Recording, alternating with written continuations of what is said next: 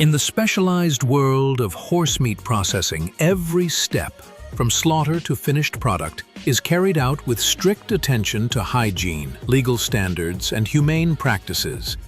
It all begins with a careful evaluation of the horse's health before they ever enter the facility. Licensed veterinarians conduct thorough inspections to ensure that each animal is free from illness or conditions that could compromise the quality or safety of the meat.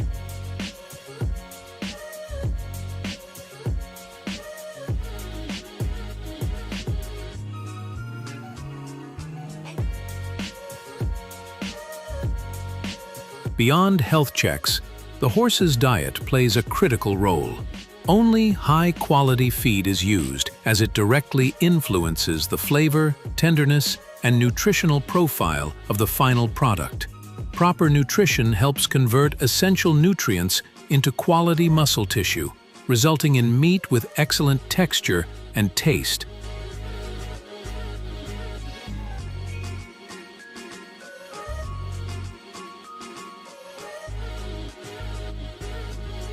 When it's time for slaughter, humane stunning techniques are used to minimize the animal's stress and discomfort.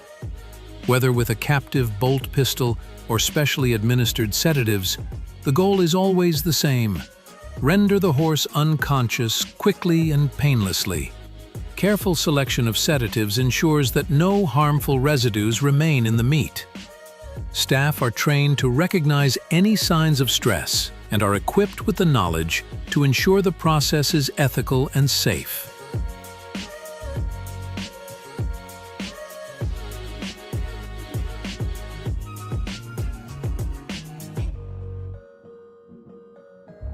Once the horse is unconscious, the slaughter process begins with precision and skill.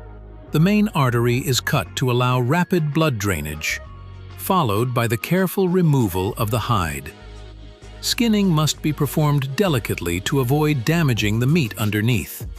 Whether done by hand or assisted by machines, this process demands expertise and strict hygiene to preserve the meat's quality.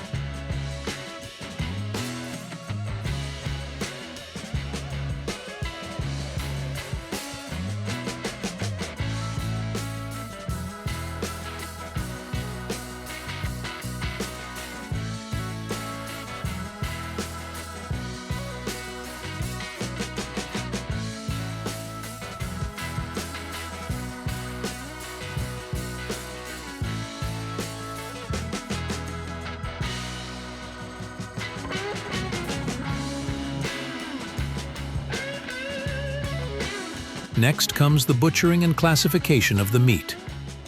Horse meat is divided based on the cut, shoulder, loin, thigh, and also graded by tenderness, color, and fat content. Each type of cut serves a different culinary purpose. Lean, tender cuts are often reserved for steaks or grilled dishes, while fattier sections are ideal for sausages, stews, or braised dishes.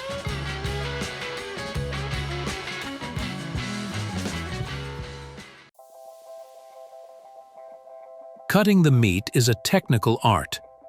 Specialized knives and skilled techniques are used to ensure that each slice is both visually appealing and suited for cooking. The way the meat is cut affects its flavor, mouthfeel, and presentation, important factors for both chefs and consumers. Horse meat is remarkably versatile, from traditional stews to creative modern cuisine. It can be grilled, stir-fried, stewed, or even served raw. In Japan, grilled horse meat is a delicacy known for its rich flavor and unique texture. Wasashi, thinly sliced raw horse meat sashimi, is a celebrated traditional dish offering a fresh, clean taste and smooth texture. In Central Asia, dishes like beshbarmak hold deep cultural significance.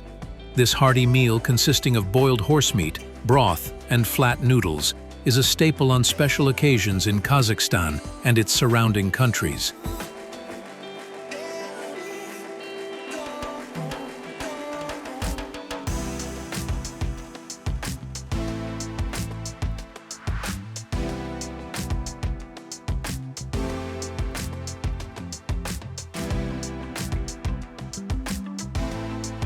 From farm to factory to the global dinner table, horse meat production is a process of respect for the animal, for tradition, and for the final consumer.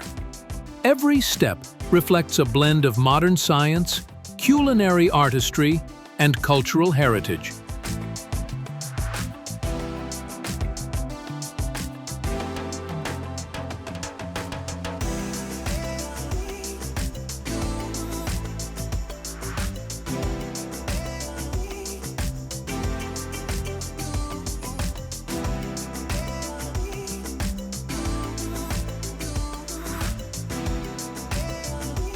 Even modern favorites like burgers get a twist with horse meat.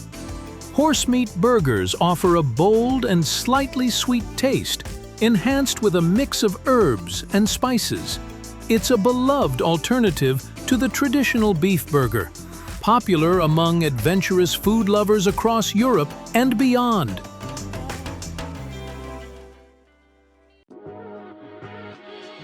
Wagyu beef is the most expensive meat in the world.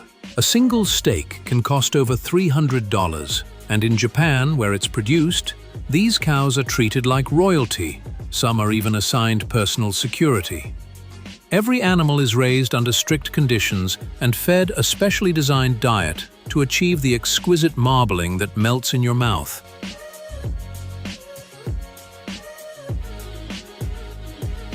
But how is the world's most luxurious beef actually made?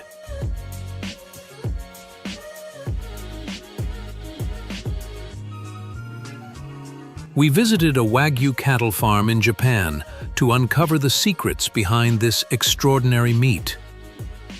The most prized variety, Kobe beef, comes from a specific breed called Tajima, raised exclusively in Hyogo Prefecture. Its signature is the rich intramuscular fat, marbling, that makes the meat incredibly tender and juicy. These cows are mostly of the Japanese black breed and are raised for around 30 months, almost twice as long as regular cattle, to allow the marbling to fully develop.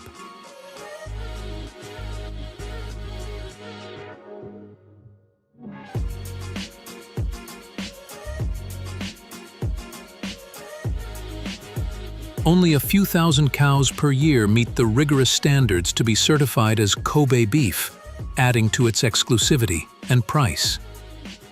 A single cow can sell for up to $50,000, and Japan exports roughly 7,000 tons of Wagyu annually, worth nearly $4 billion.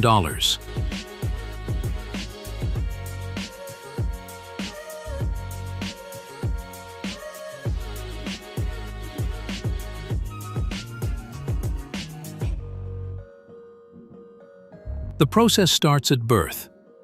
Calves are raised in separate stalls, bottle-fed, and cared for until about 10 months old.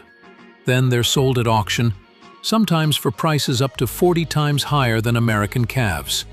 Farmers who buy them look closely at genetics and physical traits, aiming to raise only top-tier animals.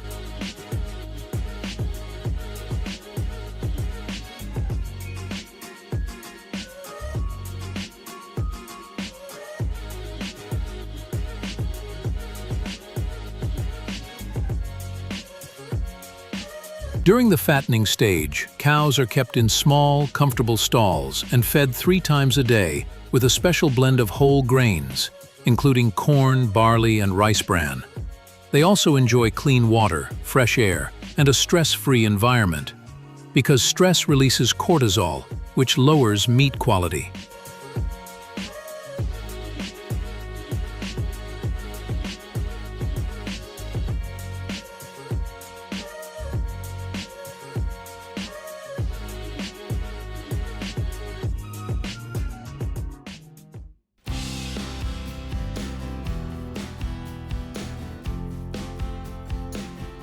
Wagyu cows are never rushed.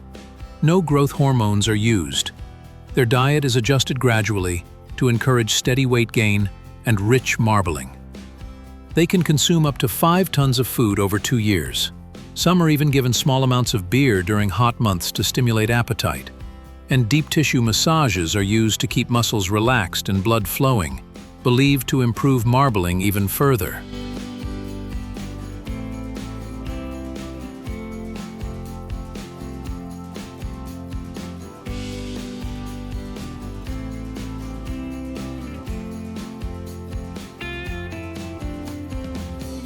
To reduce stress, farms are built in quiet, rural areas. Cows are separated if they don't get along, and soft music is sometimes played in the barns to create a calming atmosphere. The result? Healthy, relaxed animals that produce perfectly marbled, high-grade meat.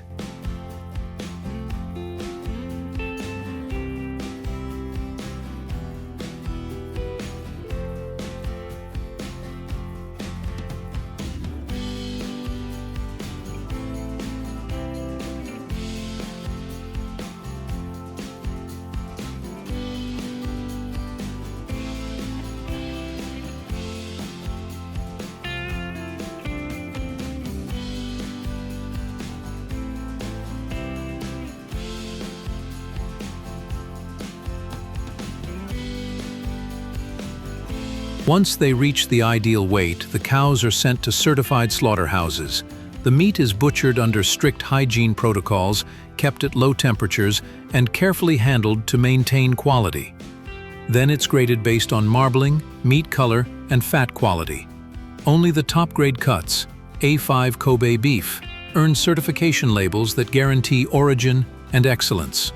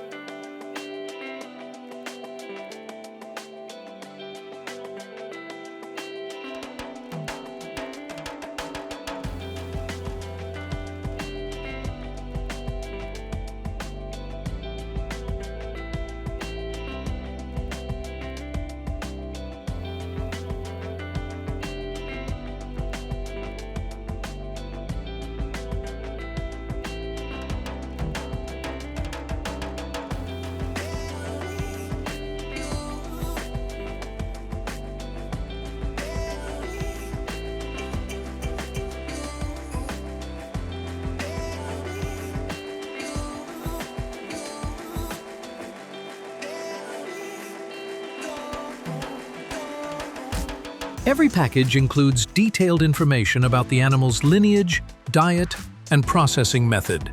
ensuring authenticity and traceability. From the peaceful farms of Japan to the world's finest restaurants, this beef is grilled and served to satisfy the most refined palates.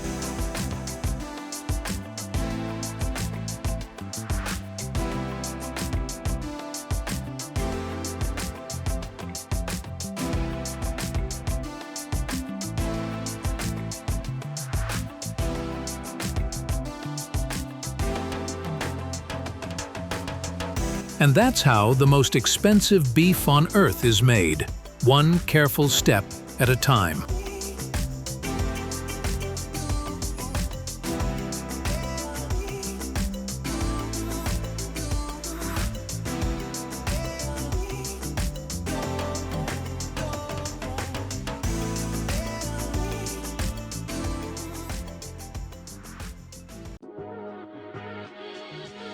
Salt is the most widely used ingredient in kitchens around the world.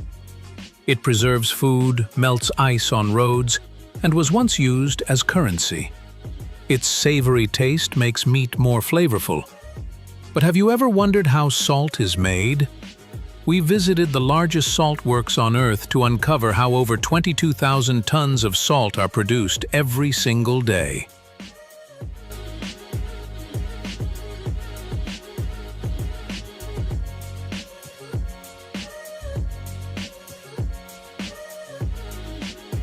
Welcome to the world's largest and most sustainable salt works, located in Mexico.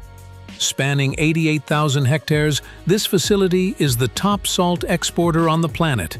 It produces around 10 million tons of salt annually with a purity of 99%.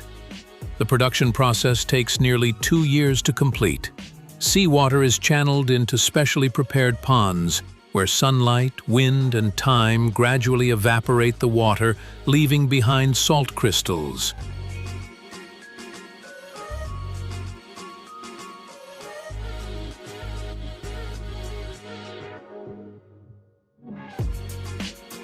These crystals begin forming as seawater evaporates.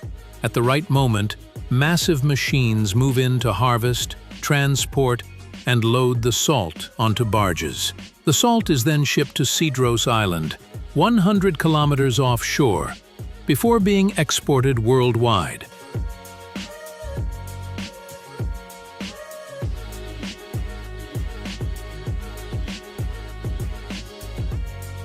Salt has been used as a preservative since ancient times, long before refrigeration. People salted meat and fish to keep them from spoiling. Because it was hard to obtain, salt was once a valuable trade good, even used as a form of money.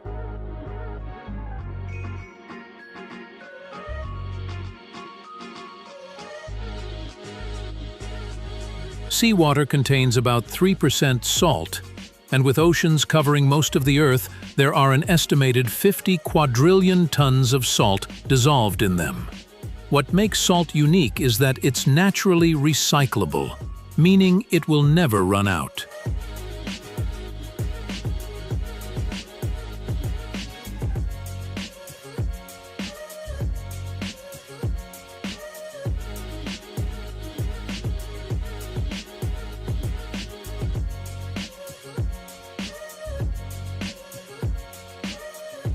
Salt is typically extracted through evaporation, either mechanical or natural.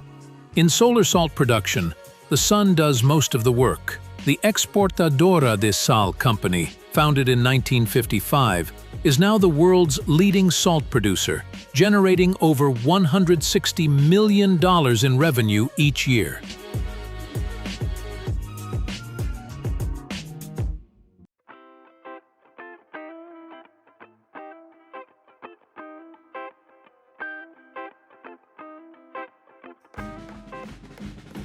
It all begins with pumping seawater into concentration zones divided into 13 areas.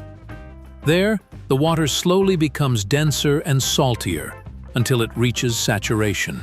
Every year, hundreds of millions of liters of seawater are pumped into shallow ponds surrounded by dikes. Sun and wind evaporate much of the water, leaving behind a concentrated brine. This brine moves through secondary ponds and finally into crystallization basins.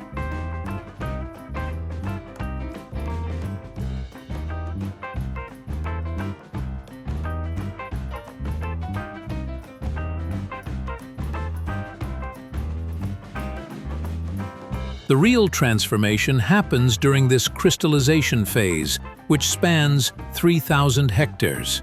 Once evaporation is complete, a thick salt layer forms, about 10 centimeters deep. Massive harvesters break through the surface and scoop the salt into trucks.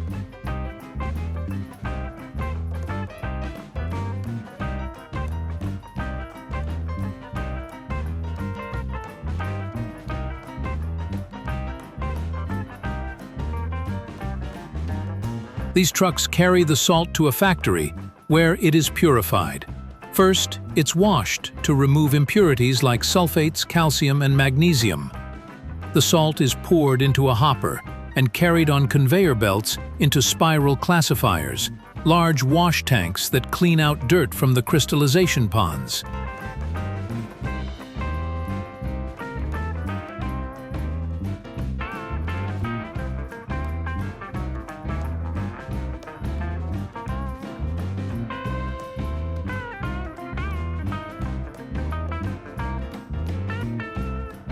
The cleaned salt is sent to refining plants where it's sorted into 3 grades: coarse, medium, and fine. Each grade is directed to separate belts and stored accordingly. This salt is now ready to be packaged in bags or boxes and shipped to consumers.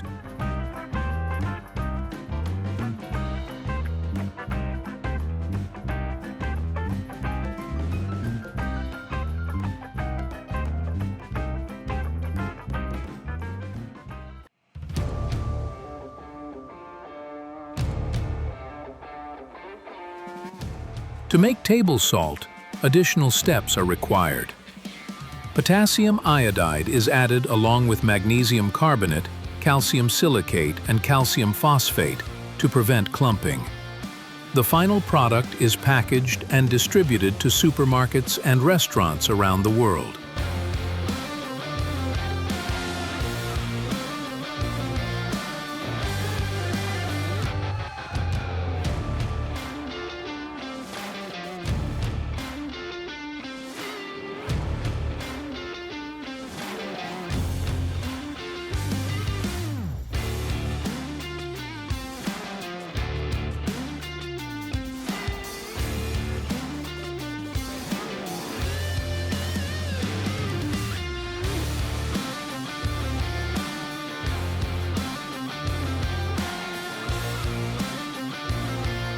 If you're curious about how sugar is made, check the link in the description or in the first comment.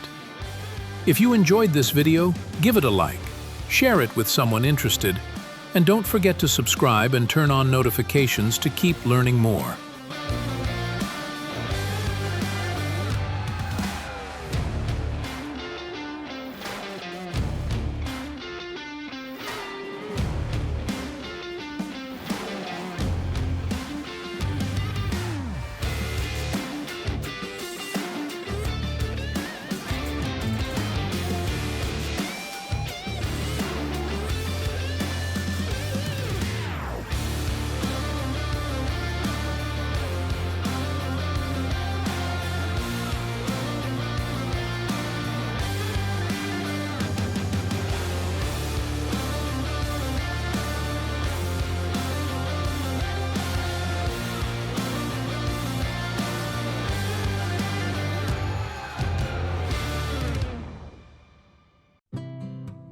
In the golden fields stretching to the horizon, sunflowers proudly reach out to the sun. Behind that brilliant beauty are hidden tiny but nutritious seeds.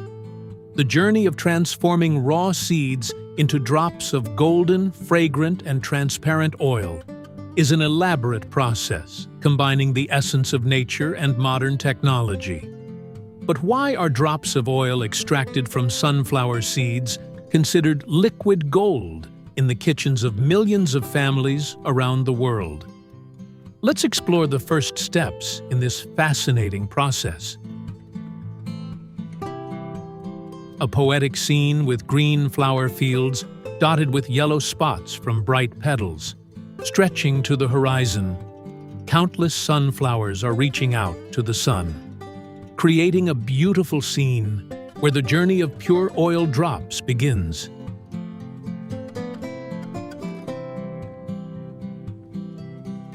When it is time to harvest, the sunflowers will have drooping flower heads. The backs of the flowers will turn brown and dry, while the seeds inside will be hard and fully developed. The original bright yellow petals have almost all fallen off, leaving a dry, dull, rough flower head.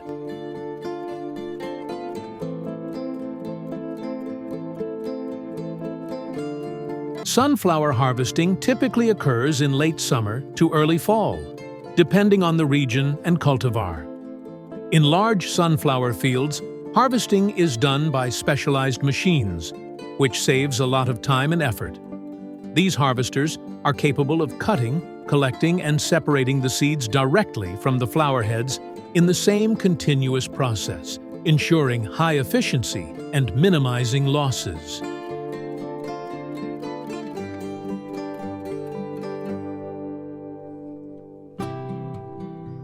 Ideally, harvesting is done on sunny, dry days to prevent moisture-related damage. Once ready, a mechanical harvester cuts the flower heads and separates the seeds using rotating drums and conveyor belts.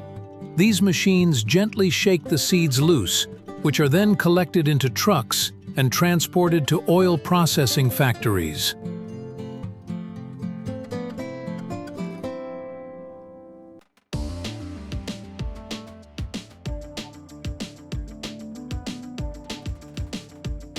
At the factory, trucks carrying up to 22,000 kilograms of seeds are weighed and checked for documentation. The seeds are unloaded into silos with controlled temperature and humidity. First, they go through cleaning to remove dirt, leaves, stones, and debris using sieves and air separators. If the seeds have high moisture content, they are dried to suitable levels for oil extraction.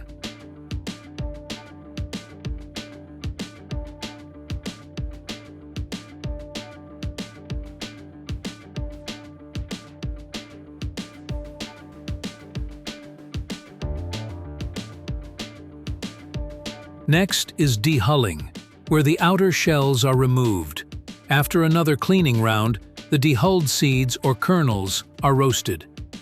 Roasting enhances aroma and flavor, softens the seeds, and helps break the cell walls, making it easier to release the oil. The seeds are then pressed using cold press machines that maintain temperatures below 40 degrees Celsius.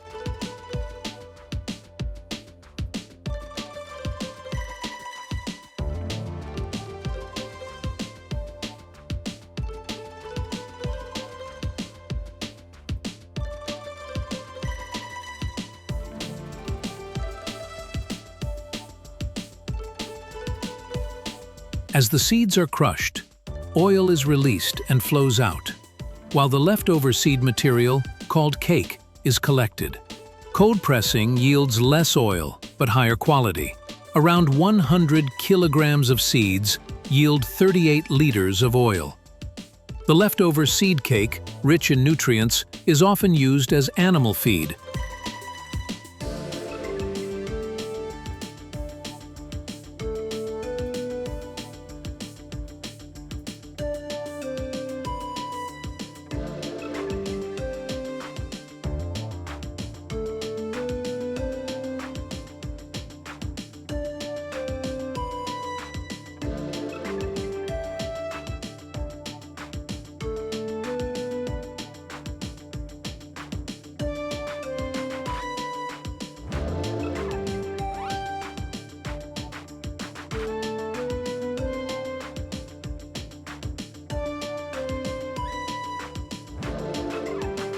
In addition to sensory testing, the oil is also analyzed in the laboratory to evaluate indicators such as acidity, moisture, peroxide value, and nutrient content.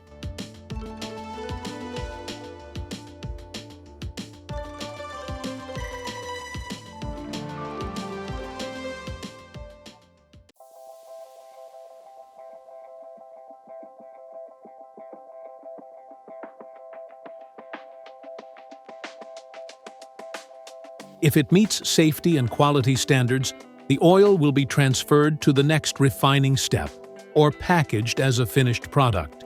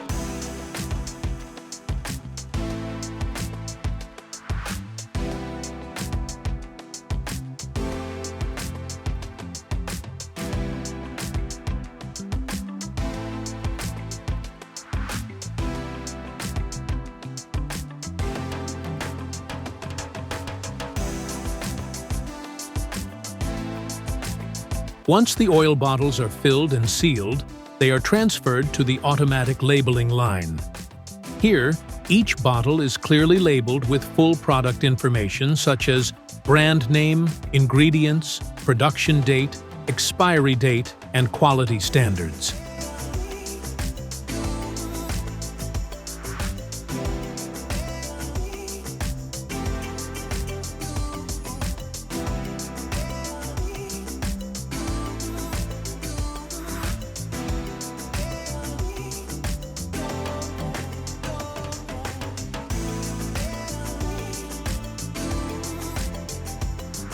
These containers are stored in suitable conditions to ensure product quality.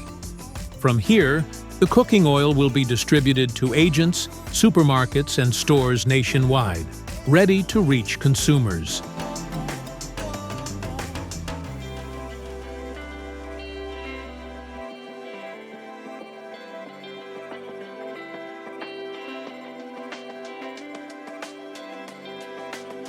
The golden drops of oil not only retain the natural flavor, but are also rich in nutrients, providing a healthy and safe source of energy for every family's daily meals.